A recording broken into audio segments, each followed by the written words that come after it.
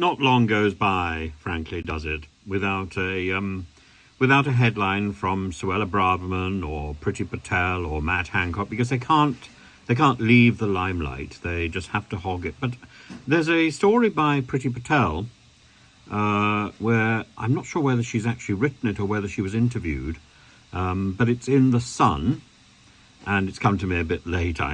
It's one of those newspapers that one gets with fish and chips, and I must say I'm astonished and I'm slightly impressed by Priti Patel, but at the end of reading it and feeling, oh, how wonderful, I suddenly thought, well, why has it taken you so long to actually speak out? You were the Home Office Minister for quite a while. This was brewing, and you could easily have stepped to one side and said, oh, look, we must look at this, but you didn't. Let me tell you what's going on. Priti Patel says that she has watched Mr. Bates versus the Post Office. She says it's compelling viewing and it raised public awareness of one of the worst corporate scandals and miscarriages of justice in history.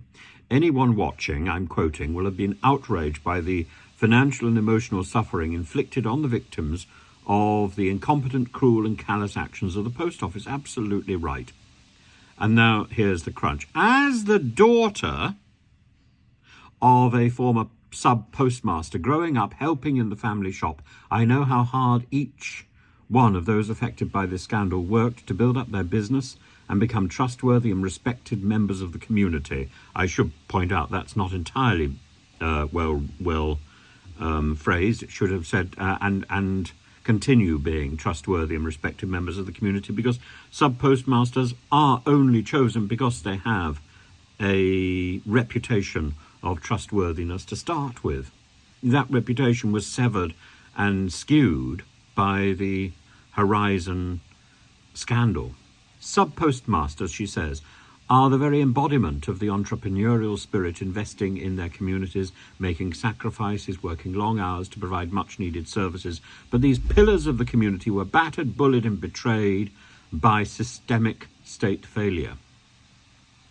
So, again, she recognises the inherent problem with the Post Office Limited, that it doesn't know whether it's a private company or a state company, and nor does she. The Post Office, courts and successive Labour and Lib Dem government ministers responsible for postal services all let them down. Well, so did Conservative ministers. And she's talking about the coalition government as well, under which this scandal erupted. It may have been started during the Labour government, and it may have been Lib Dem ministers who were directly responsible for the Post Office brief at the height of the scandal, but it has been Conservative ministers since then and Labour ministers before then. This is a scandal that implicates the whole of the parliamentary system. So she can't wriggle out of it like that. She goes on. Lives and livelihoods were ruined by hundreds, as hundreds faced prosecutions and convictions, and thousands were hit by financial losses, smears and false allegations.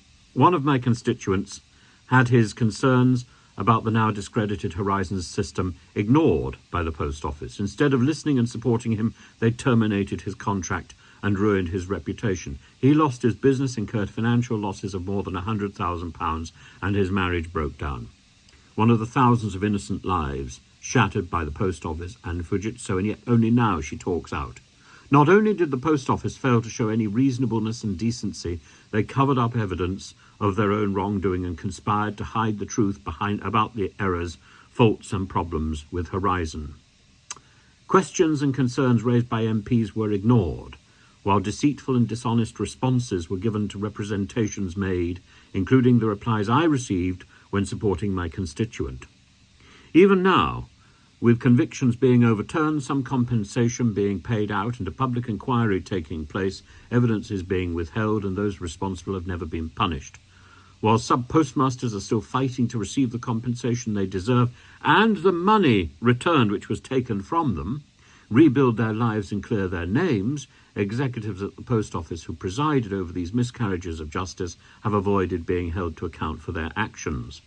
None have shown remorse or regret. In fact, they took fat cat paychecks, moved on to senior roles in other organisations, and in the case of Paula Venables, was given a CBE as the organisation that they led maliciously destroyed innocent lives. Now, I should point out that Paula Venables resigned from being a priest because of this, so she knows that she was involved in something that was deeply dodgy.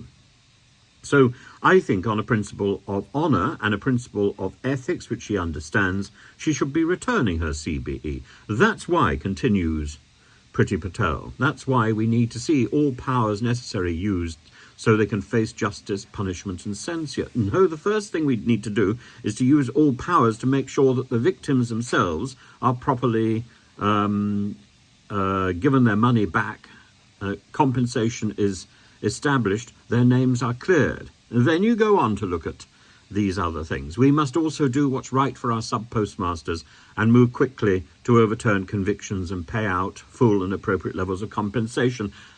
And she should add, and return their money. But she's got it back to front.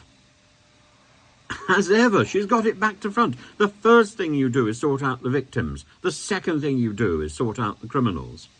Albeit and the brave heroes who suffered, fought courageously and won should be honoured for their fortitude and their experiences, and campaign for justice and truth must never be forgotten. Well, in that, of course, she's quite right. I am pleased to be able to say that Priti Patel can sometimes get it right, not completely, but she sometimes gets it right, as does everybody. The clock is the stuck clock. The clock that's gone wrong is always right, at least once a day, sometimes twice.